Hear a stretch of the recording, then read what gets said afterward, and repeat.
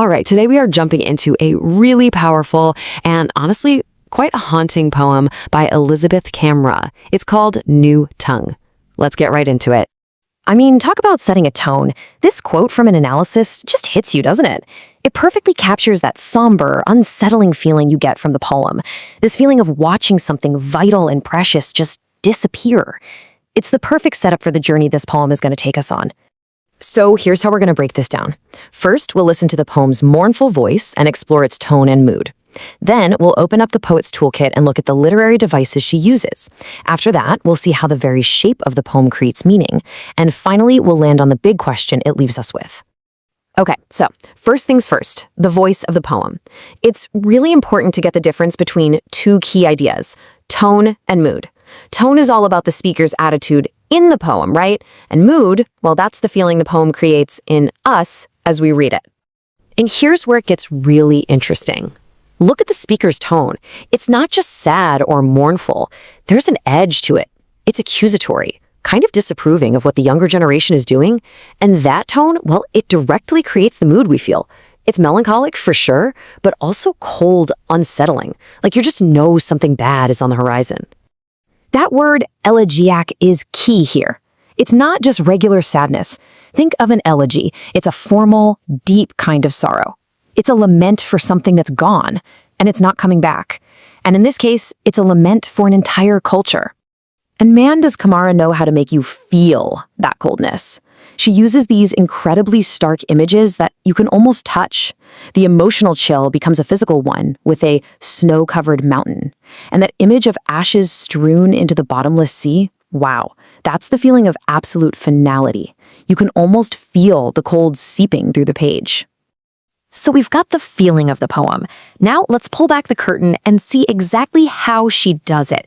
We're diving into the specific literary devices that give this poem so much power. Okay, the big one is right there in the title, the new tongue.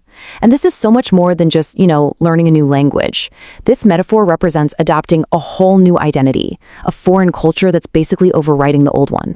And this new identity, it doesn't quite fit right. The metaphor of borrowed shoes is just perfect for this. I mean, think about it. Have you ever worn shoes that aren't yours? They pinch, they're awkward, they just feel wrong. That is exactly the feeling she's capturing here, an identity that's inauthentic. Ooh, okay, now this next one is brilliant. Kamara drops this huge biblical allusion. She says the youth have parted the Red Sea. And your mind immediately goes to Moses, right?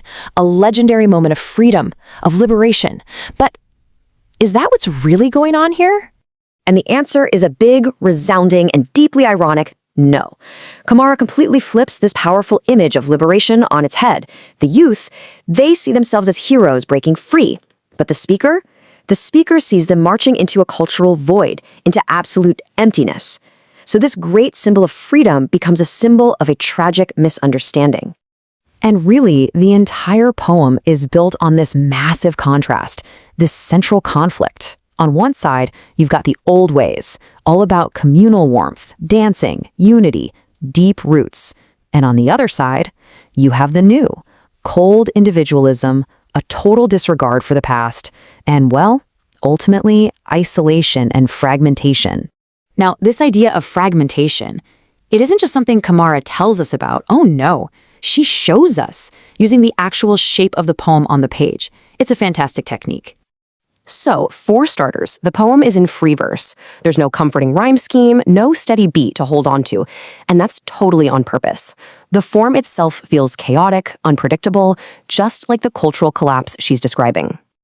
And this is where you can literally see the breakdown happening. The poem shifts from these longer, flowing lines to these short, sharp, choppy phrases. Every man, for himself, by himself, of himself. It's like the lines themselves are breaking apart, visually and rhythmically, showing us that slide from community into complete isolation. It's brutal. But at the same time, she uses this other cool trick called enjambment. That's when one line just spills right into the next one without any punctuation to stop it. It pulls you forward, makes you read faster. It creates this breathless, relentless momentum, which perfectly captures the unstoppable rush of the new generation as they leave the past behind. Okay, so we've looked at the mournful voice, the powerful tools, the fragmented structure, and it all boils down to one huge final question that just hangs in the air after you finish reading. So, what is it? Is what's happening in the poem a liberation?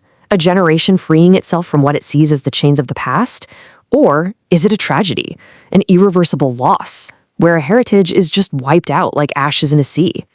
The poem doesn't give you an easy answer, and that's what makes it so powerful. It just forces you to sit with that question. Phew, what a poem. That one will definitely stick with you for a while. So, what do you think we should tackle next? Drop your suggestions for poems you'd like us to break down in the comments below. We'd love to hear from you. Thanks for joining me on this one.